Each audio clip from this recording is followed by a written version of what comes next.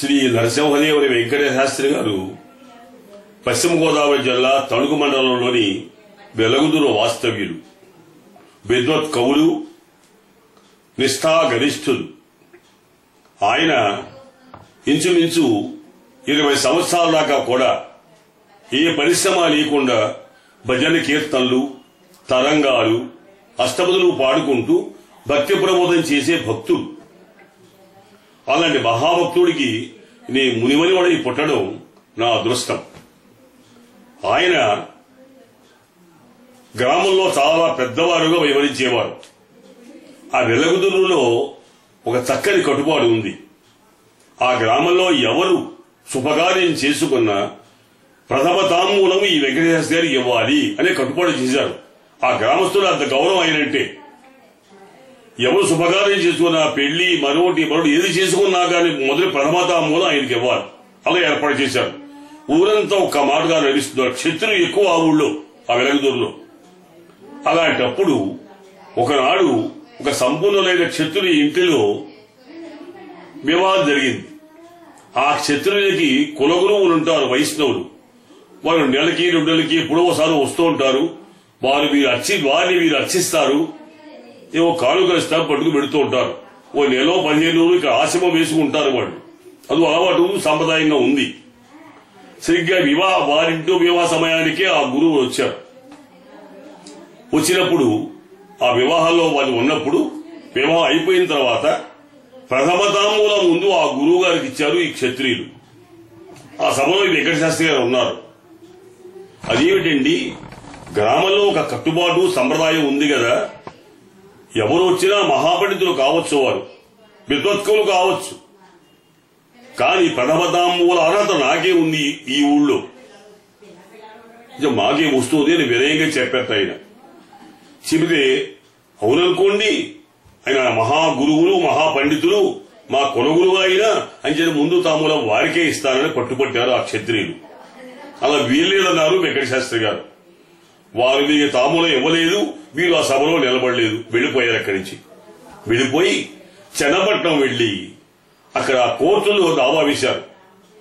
గ్రామ సంప్రదాయం ప్రకారం ప్రథమ తాంబూలం నాకు వచ్చే అర్హత నాకు ఉండగా నన్ను కాదని వారికి కావలసిన వారికి ఇస్తున్నారు కాబట్టి సంప్రదాయ విరుద్ధమని ఒక నేరం చేశారు వారు. అంటే నాకు ఆ తాంబూలం వచ్చి అర్హత నాకు ఉంది కాబట్టి ఇప్పించమని కోర్టులో దావా వేశారు. తాంబూలం ఎంత? పావలా కాదు ముఖ్యం, అక్కడ అర్హత, హక్కు వారికి ఉంది. ఆ దావా వేస్తే 6 నెలల కాలం పట్టింది ఇది డిగ్రీ అయ్యేసరికి. దాంట్లో ఆ కోర్టులో వీరికి అనుకూలంగా ఆ పావలా తాంబూలం వీరికి ఇప్పిస్తూ ఈ కోర్టు ఖర్చులు, పబ్లిక్ అయిన ఖర్చులు 250 రూపాయల ఖర్చు కూడా ఇప్పించారు ఆయనకి. ఎంత మహా సాహసంలో చూడండి. ఆయన ఆ మద్రాసు నగరంలో చిన్న గది ఎత్తిపుచ్చుకుని దాంట్లో వండుకు తింటూ రామనామని జపించుకుంటూ విచిత్ర రామాయణం తిరిగించారు. అక్కడ ఆ ఊళ్ళోనే ఉండి ఆ రామాయణ రచన ఈ కోర్టులో ఈ వారం అలా జరుగుతూ ఉండేది. 6 నెలలలో విచిత్ర రామాయణం వారు రాశారు. ఈ విచిత్ర రామాయణం ఒక ప్రతీతి ఉంది. ఇది కూడా వాల్మీకి మొట్టమొదటి ఈ రామాయణం రాశాట. రాసి ఆయనకు శిష్యుడు నాడు యజ్ఞదత్తుడిని, ఆ దత్తునికి ఇచ్చిన ఆయన ఈ గ్రంథం నువ్వు పఠించి నీవు పురాణం చెబుతూ లోకాల్లో రామాయణం వ్యాప్తం చెయ్యి. అప్పటికి ఇంకా రాముడు పుట్టలేదు.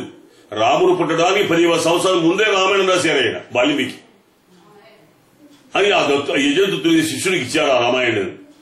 అతను చదువుకుంటూ ఆ భూలోకంలో వ్యాప్తం చేస్తూ నదీ తీరంలో కూర్చొని చదువుకుంటూ ఉంటే ఒకనాడు ప్రాతకాలంలో అక్కడికి ఒక గంధర్వుడు వచ్చాడు.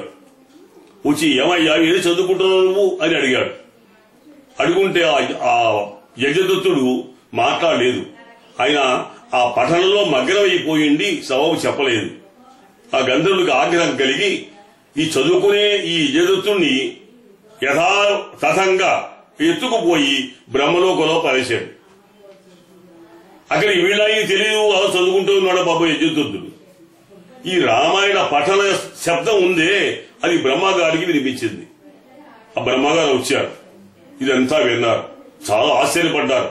ఆయన చదవడం అయిపోయిన తర్వాత ఆయన ఎవరు నువ్వు ఈ కావ్యం ఎవరు రాశారు అని అడిగాడు. అది నీ బ్రహ్మలోకంలోకి ఎలా వచ్చారు అనుకుని పాపం నేను వాల్మీకి శిష్యుడినండి. వాల్మీకి మహర్షి రామజనానికి ముందే రామాయణం రాశారాయన. దాని మీద విచిత్ర రామాయణం అనే పేరది. అది నాకు ఇచ్చారు వారు.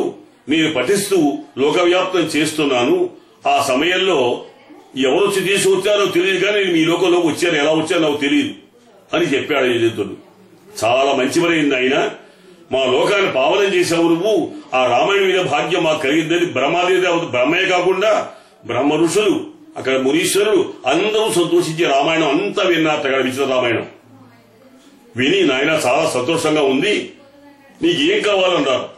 నాకేమీ అక్కర్లేదండి, ఈ రామాయణం మా గురువు గారిది, నేను తిరిగి మా లోకంలోకి వెళ్లి వారి రామాయణం వారికి ఇచ్చేస్తే నేను ధన్యుడిని అన్నట్ట బాబు. అయితే పంపిస్తానులే, కానీ నువ్వు మళ్లీ మళ్లీ మా లోకంలోకి వచ్చి రామాయణం తెచ్చి మాకు వినిపించాలి అని శాసించాడు బ్రహ్మదేవుడు. అలాగే అని చెప్పి ఆయన సరుపుచ్చుకుని ఆ బ్రహ్మదేవుని అనుగ్రహంతో వాయుగమనంతో ఆ బ్రహ్మలోకంలో నుంచి భూలోకంలోకి వచ్చేశాడు. ఈ రూపంగా పాపం వాల్మీకి మహర్షి కొంతకాలం పట్టింది. వాల్మీకి ఈ రామాయణం కనపడగా శిష్యుల ద్వారా తెలియక మహా దుఃఖించి అయ్యో రామాయణం పోయింది అనుకుని తిరిగి మళ్లీ రామాయణం రాశాట పాప ఆయన. మొదటి రామాయణం శతకోటి విస్తరం. అది మళ్లీ రాసింది 24,000 శ్లోకాలు మాత్రమే. అంటే గాయత్రి మంత్రం 24 అక్షరాలు. ఒక్కొక్క అక్షరం తోడి ఒక్కొక్క 1000 శ్లోకాలు రాశారన్నమాట. 20 శ్లోకాలతో మళ్లీ రామాయణం రాసేసి దానికి శ్రీమద్ రామాయణం అని పేరు పెట్టారు వాల్మీకి. అప్పటికి లవకుశులు ఆయన శిష్యులుగా ఉన్నారు. రామాయణం జరగడం, సీతా పరిత్యాగం అవడం, లవకుశుల జననం, ఆయన వాల్మీకి ఒక శిక్షణ, ఆ శిక్షణలో రామాయణం యొక్క పఠనం జరిగింది. అది నేర్పుతున్నారు. ఆ సమయానికి ఈ విచిత్ర రామాయణతుడు ఈ జిద్దుతో వచ్చి గురుగారు నమస్కరించాడు. ఆయన ఇంతకాలం అయిపోయింది, రామాయణం ఏమైపోయిందా అని అడిగట్టు ఆయన. రామాయణం ఏం అవ్వలేదండి, ఇలా అలా జరిగింది, ఇంతకాలం పట్టింది, వచ్చేసానే బ్రహ్మగారు రామాయణం చదివితే నన్ను వెళ్ళనివ్వలేదు. బ్రహ్మలోకంలో వారు చాలా సంతోషించారని రామాయణం విని వారి దయ వల్ల మళ్లీ మీ దర్శనం చేశాను, మీ రామాయణం తీసుకోండి, వారి రామాయణం వారికి ఇచ్చాట.